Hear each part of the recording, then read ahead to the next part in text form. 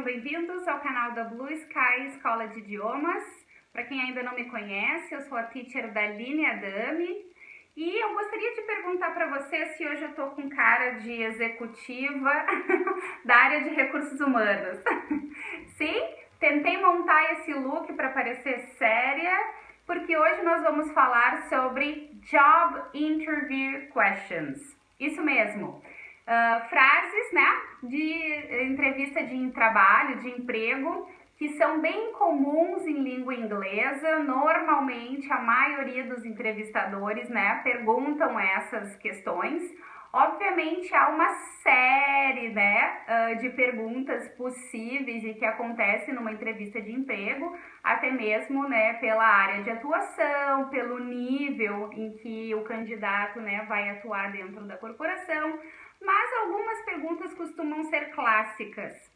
E hoje eu vou trazer para vocês 6 dessas perguntas, certo? E gostaria que você tentasse depois, né, praticar, ouvir novamente, tentar elaborar a sua resposta. Se você quiser participar escrevendo a sua resposta também nos comentários desse vídeo, eu me comprometo a ler e dar um feedback.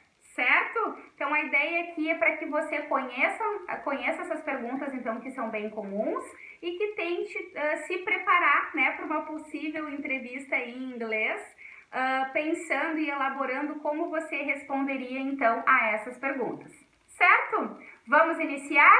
Vou me colocar aqui no papel de gerente de recursos humanos, por exemplo, né? E vou iniciar, então, as perguntas em língua inglesa, imaginando, então, uma entrevista, claro, né? Numa posição onde esse idioma é necessário e o candidato, então, vai passar por um processo, né, de entrevista também em língua inglesa.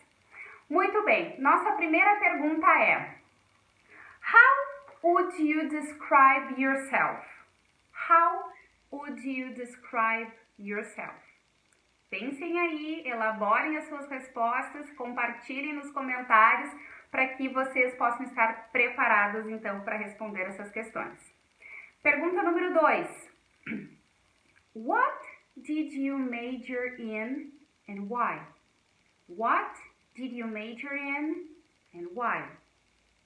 Pergunta número 3. What are your key skills? What are your key skills? Pensem, elaborem essas respostas, porque essas perguntas são bem utilizadas numa job interview. Pergunta número 4. What are your main strengths and weaknesses? What are your main strengths and weaknesses? Pergunta número 5. Tell us about your last or current job. Tell us about your last or current job. And what did or do your responsibilities include?